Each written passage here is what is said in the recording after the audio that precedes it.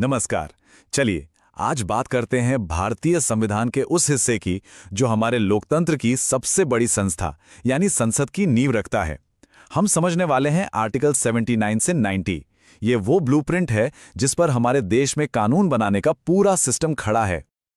अच्छा, जब हम संसद या पार्लियामेंट शब्द सुनते हैं तो दिमाग में क्या आता है? दिल्ली की वो गोल वाली शानदार बिल्डिंग, है ना?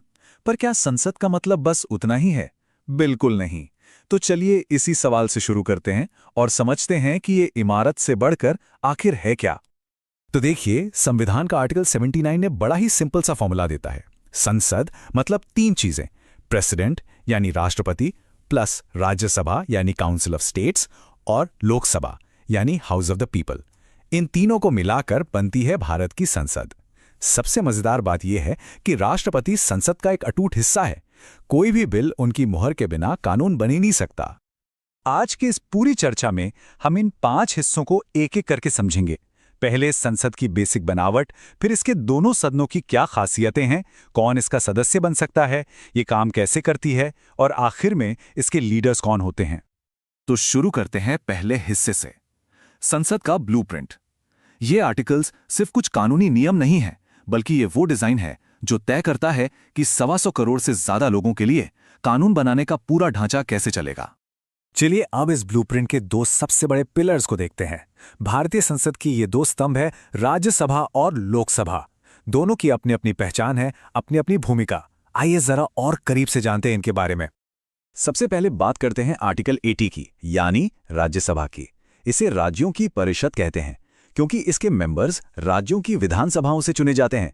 और इसकी सबसे खास बात, ये कभी भंग नहीं होती। ये एक परमानेंट हाउस है। सोचिए, सरकारें आती जाती रहती हैं, पर यह सदन हमेशा चलता रहता है।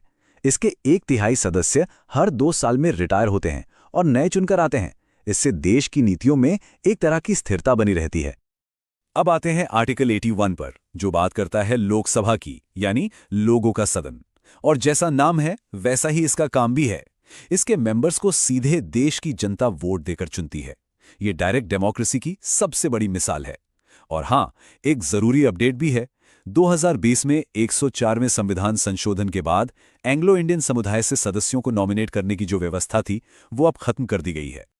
तो इस स्लाइड पर एक नजर में सब कुछ साफ हो जाता है। एक तरफ है राज्यसभा, जो राज्यों की आवाज है, एक परमानेंट और अनुभवी सदन।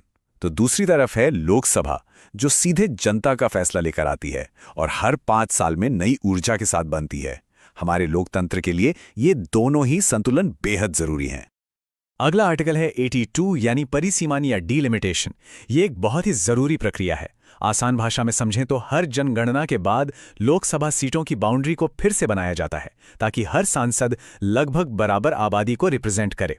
ये लोकतंत्र को फेयर बनाए रखने का एक तरीका है। हालांकि फिलहाल इस प्रक्रिया को 2026 तक के लिए फ्रीज कर दिया गया है। ठीक है, संसद का ढांचा तो समझ लिया, पर इन सदनों में बैठेगा कौन और कितने समय के लिए? चलिए अब उन आर्टिकल्स पर आते हैं जो मेंबर्स की क्वालिफिकेशन और उनके टर्म के नियम तय करते हैं। आर्टिकल 83 हमें कार्यकाल के बारे में बताता है। जैसा कि हमने देखा, राज्यसभा तो एक परमानेंट हाउस है, उसे कोई भंग नहीं कर सकता। वहीं लोकसभा का नॉर्मल टर्म 5 साल का होता है, लेकिन सरकार के बहुमत खोने पर या प्रधानमंत्री की सलाह पर इसे समय से पहले भी भंग किया जा सकता है। इमरजेंसी जैसे खास हालात में इसका कार्यकाल बढ़ाया भी जा सकता है।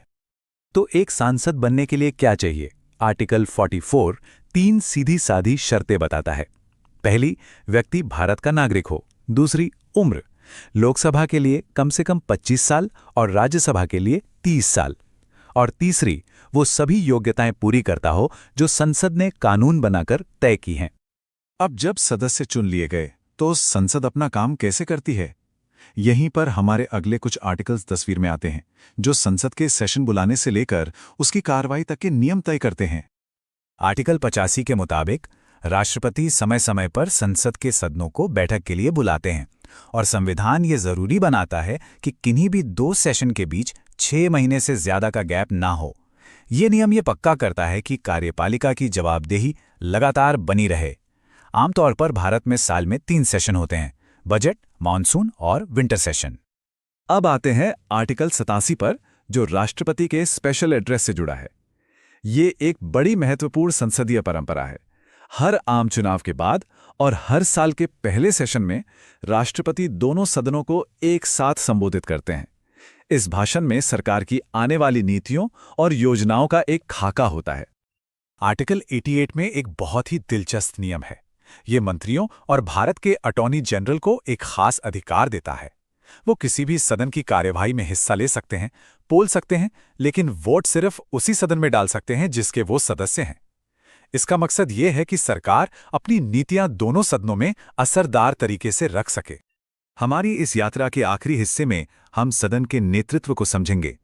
किसी भी सभा को ठीक से चलाने के लिए एक अध्यक्ष की जरूरत होती है, संसद भी इससे अलग नहीं है। चलिए राज्यसभा के लीडरशिप के स्ट्रक्चर पर नजर डालते हैं। आर्टिकल 89 साफ कहता है कि भारत के उपराष्ट्रपति ही राज्यसभा के एक्स ऑफिशियो चेयरमैन होंगे, यानी जो भी व्यक्ति उपराष्ट्रपति बनेगा वो अपने आप राज्यसभा का सभापति भी होगा। उनकी मदद के लिए सदन अपने सदस्यों में से एक डिप्यूटी चेयरमैन चुनता है और आर्टिकल 90 डिप्यूटी चेयरमैन के पद से इस्तीफा देने या हटाए जाने की प्रक्रिया बताता है। चलिए, अब तक हमने जो भी आर्टिकल्स देखे हैं उन्हें एक साथ एक नज़र में समेट लेते हैं। आर्टिकल 79 से लेकर 89 तक ये स्लाइड संसद की संरचना, सदनों की बनावट, सदस्यों की योग्यता से लेकर कामकाज तक का एक पूरा खाका पेश करती है।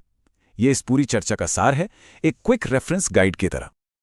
और अंत में एक सवाल, ये नियम 70 साल से भी ज्यादा पहले बनाए गए थे। आज की तेज रफ्तार वाली राजनीति में ये भारत के लोकतंत्र को किस तरह से चला रहे हैं?